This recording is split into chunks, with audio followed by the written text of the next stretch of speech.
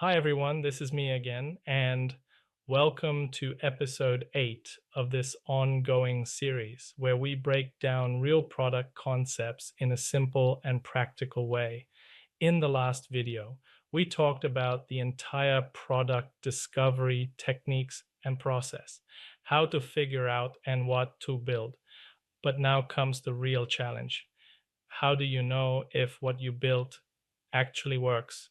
Because opinions don't scale, but data does. So, in this episode, we'll talk about the experimentation and A B testing. So, before we go further, let me take you to my screen for a better understanding of how these things work practically. Now, what is experimentation? Experimentation is the process of testing ideas, measuring outcomes, and making decisions based on data. So instead of saying, I think this will work, you say, let's test it. Now, what is A B testing? A B testing is a simple concept. Show version A to one group, show version B to another group, and compare results. Whichever performs better wins. Now, here's an example. Version A is equal to blue button, version B doesn't a green button. Which gets more clicks? Test it. Now, why experimentation matters. Without experimentation, you are guessing. With experimentation, you are learning. Here are some key benefits of experimentation done in due time. Number one, it reduces the risk. Obviously, you test before scaling. Number two, it improves decision making by giving you the performance metrics based on data. Number three, it optimizes performance by achieving bigger impact by making small changes. Now, here are a few types of experiments. Number one, A B testing. Two variations, simple comparison, and the most common approach. Number two, multivariate testing. Multivariate testing consists of multiple variables are tested together, more complex, and requires more traffic. Number three, fake door test. Fake door test shows feature before building and measure interest. Number four is the MVP testing, build a minimal version and validate core idea now. Next, I'll break down the experimentation process for you in 7 major steps. Define the problem, create a hypothesis, define success metrics, design the experiment, run the experiment, analyze results, and the last, decide and iterate. Now, let's talk about the first step, that is, define the problem. This is a question, actually. What are you trying to improve? Conversion rate, engagement, retention. Step number 2 is create a hypothesis. A hypothesis is a testable statement. For example, if we do X, then Y will improve because of Z. Let's talk in real time. If we simplify checkout, conversion rate will increase because users face less friction. Step number 3 is to define success metrics. What will you measure? Is it the click-through rate? Is it the conversion rate or the drop-off rate? And without metrics, you can't evaluate results. Now, step number 4 is to design the experiment. What changes are you testing? Who will see it? And how long will it run? Then comes step 5, which is to run the experiment by randomly splitting the users, by ensuring fairness, and by avoiding bias. Then step number 6 is to analyze the results by identifying which version performed better and is the result statistically significant.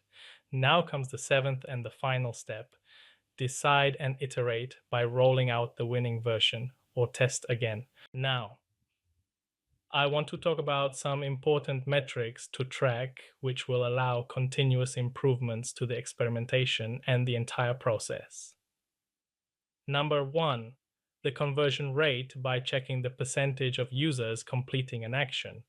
Number 2, the click-through rate by checking the percentage of users clicking on an action. Number 3 is retention by checking how many users are actually convinced, staying, or coming back, also commonly known as the returning users. Number 4 is the drop-off rate, where users actually leave. And the last tracking metric is the engagement, which is to be identified by the time spent and actions taken simultaneously or at a later point. Now, let's talk about some common mistakes in A/B testing. Mistake number 1: testing too many things at once, which makes the results unclear. Mistake number 2: not running experiment long enough. This will eventually give you an incomplete data. Mistake number 3 is the small sample size, which will obviously generate misleading results. Mistake number 4 is ignoring statistical significance by making wrong decisions. And the last most common mistake people make is the confirmation bias, only seeing what you want to see. So always pay attention to detail when following these steps. Now, let's talk about statistical significance. Let me give you a simple explanation. See, you don't need to be a data scientist, but you need to understand this. Is the result real or just random chance? If enough users see both versions and one clearly performs better, then it's statistically significant. Now, let's take a real product example for this. A fintech app wants to improve onboarding. Version A consists of a long sign-up form, and version B is a step-by-step sign-up process. After testing, if version B improves conversion by 25%, the decision must be to roll out version B. Simple. Now, do you know about the experimentation mindset?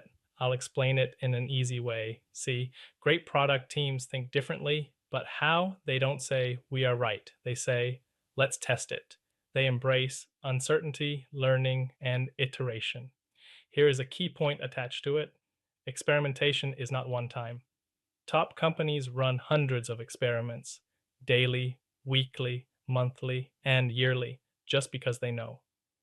Small improvements compound over time. Now, let's talk about how to design a good experiment for A/B tests. Let's go one level deeper, because running experiments is easy, but designing a good experiment, that's where real product managers stand out. Most people think A/B testing is just to change something, to run tests, or to see any result, not just relevant results. But that's a very shallow approach. A good experiment is not just about testing, it's about testing the right thing in the right way. So, I have broken them down into a few steps to make them easier to understand. Step number 1 is define a clear goal. So, before you test anything, you need absolute clarity on what you are trying to improve.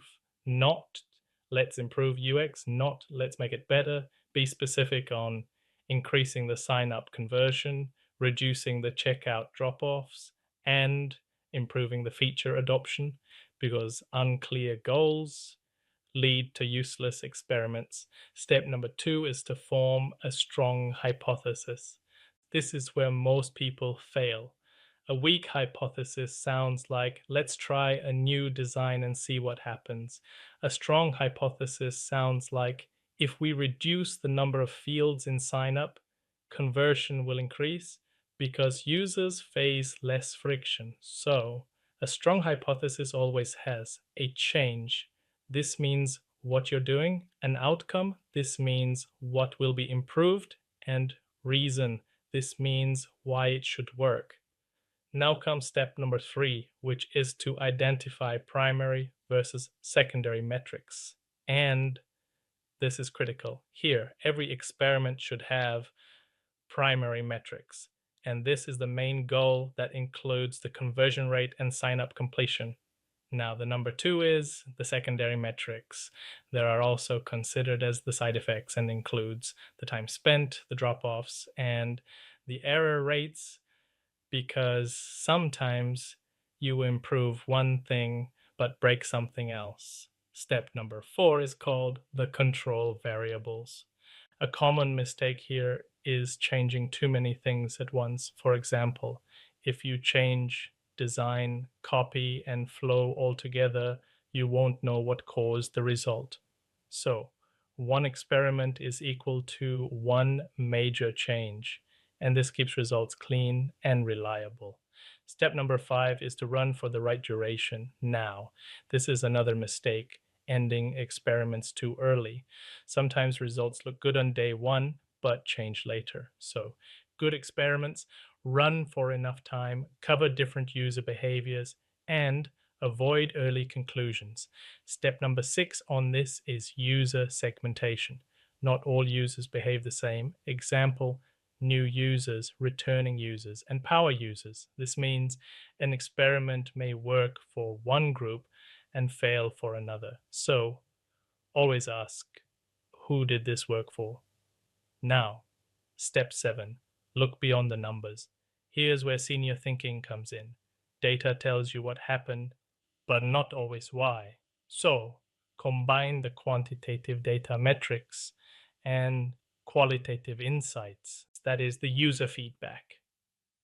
Step number 8 is to avoid local optimization. This is a subtle but dangerous mistake. You improve one screen more, but hurt the overall journey. For example, increase clicks on CTA, but reduce the final conversion. So always think the end-to-end impact.